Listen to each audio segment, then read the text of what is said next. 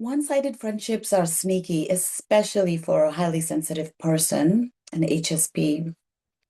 If you're the emergency friend and you feel used by friends or live in emotional exhaustion from people pleasing, this video today will put words to it. And I want you to stay to the end because I'm going to give you the one sentence that stops emergency calls without you being cruel. And one thing I wish someone told me when I was a child or I was a kid, just a kid growing up, because I didn't know I was a highly sensitive kid. I'm just now realizing that in the last 6 years. And I'm going to tell you this up front. I'm not here to diagnose your friends. I'm not handing out labels like party favors. I'm just here to name a pattern that I have noticed because I think naming a pattern is how you stop blaming your personality for what's actually a dynamic. And because we're destigmatizing being a highly sensitive person on this channel, your sensitivity is not the problem. The problem comes in when your sensitivity gets recruited into a job you never applied for. Isn't that wild? We as highly sensitive people, we get recruited for jobs that we didn't even apply for.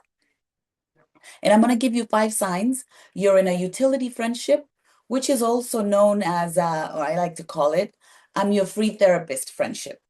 And yes, I've been in it too, more than once. I have receipts. So let's dive right in. Sign number 1, you're the emergency only contact. So they only reach out to you when you're in crisis, or when for a crisis, when they're in crisis, right? They reach out to you. The texts don't say, I miss you. You know what they say? Are you up? Can I call you? I'm spiraling. Oh, Sai, something happened. This is where it gets messy because in the moment, for us highly sensitive people, it feels like intimacy. It feels like, oh, I feel important. I'm so important to them. I feel like I'm the chosen one. But to be honest with you guys, it is not intimacy. If your role is always you're the person rescuing them, that's not closeness. I've learned that it's urgency. And urgency is a magnet for highly sensitive people because a lot of us, we were trained to equate urgency with love.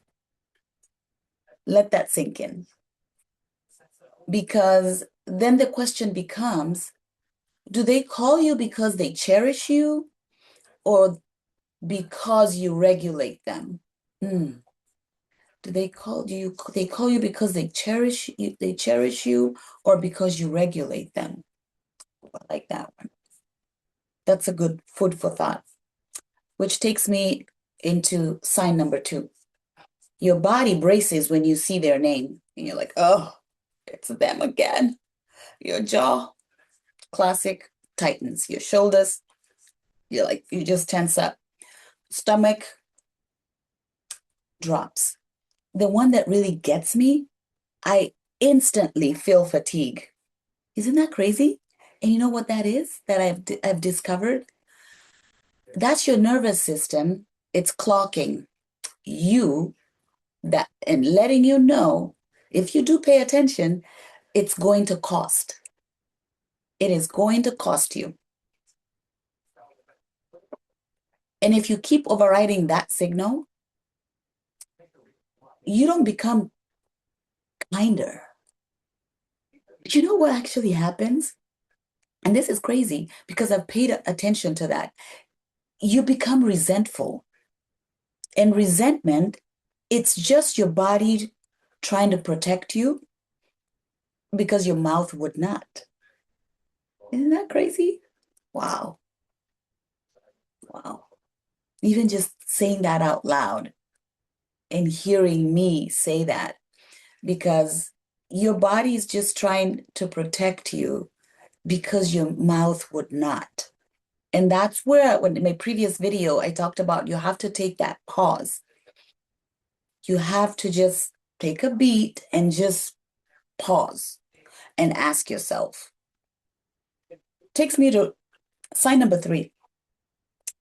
You become the helper. You become the fixer. Or they proudly brag that you're the therapist friend. You're like my therapist. It's like free therapy. You know why? It's because you're always listening. You're always validating them. You're always offering different perspectives. And if you're a highly sensitive person with people-pleasing patterns, hello, fawn response. Hello, trauma response.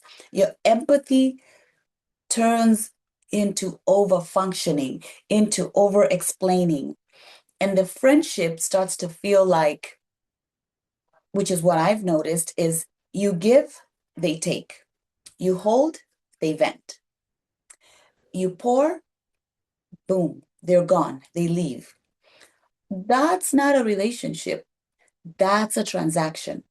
And that's what I call a utility friendship, which takes me to sign number 4. There's very little curiosity about what's going on in your inner world. You'll notice if you pay attention to these people, they don't ask follow-up questions. They don't track your life. They don't circle back. They don't remember what you talked about the last time. And if they do ask, the question they're going to ask you is, how are you? It's like a speed bump on the way back to their story. It's so quick. So let's take this back just a little bit. If someone consistently doesn't make room for you, that's information and that's data for you. And it doesn't mean that they're an evil person. It just means the connection is not mutual. And mutuality is the bare minimum, which takes me to sign number 5. You shrink after you interact with the person. So you end up replaying what you said during that conversation. And then you start wondering, were you too much? And you also feel guilty for needing anything. And that is what is called self-abandonment. That's loyalty becoming a slow leak. And if you're leaking, eventually you don't have love left. All you have is obligation.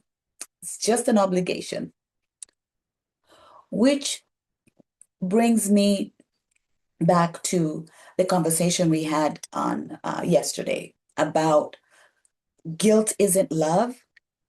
It's a trap for the friendship because, and here's where we're not going as highly sensitive people. We're not going back to the guilt-based loyalty. We're not going back to friendships where your nervous system is the price of admission. No, we're not doing that. We're not going back to being the emergency friend for people who won't even ask how you are. Because being a highly sensitive person is not a life sentence to emotional labor. It's a trait.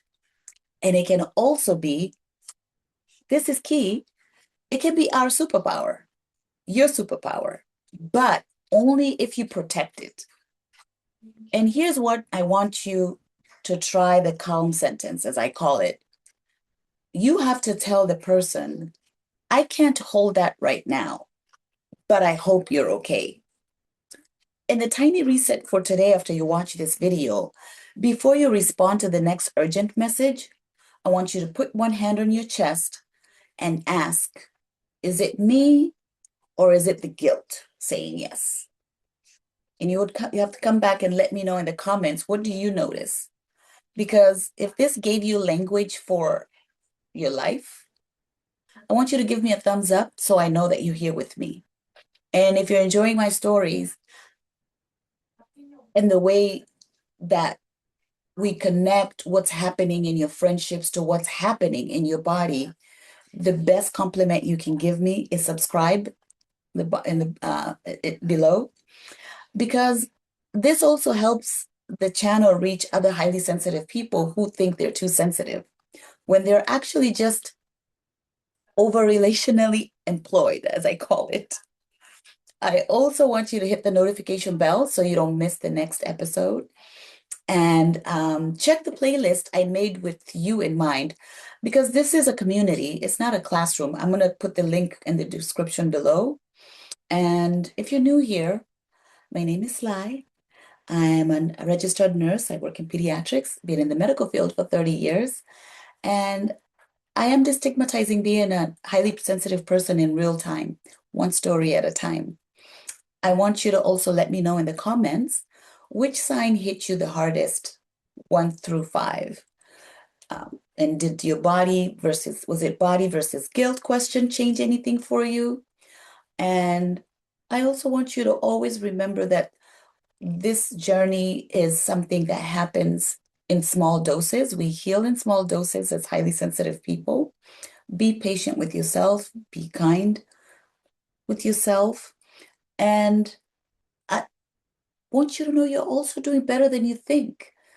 I want us to keep destigmatizing being a highly sensitive person together and come back tomorrow. And we're going to continue the same mission, same tea, and I'll see you tomorrow.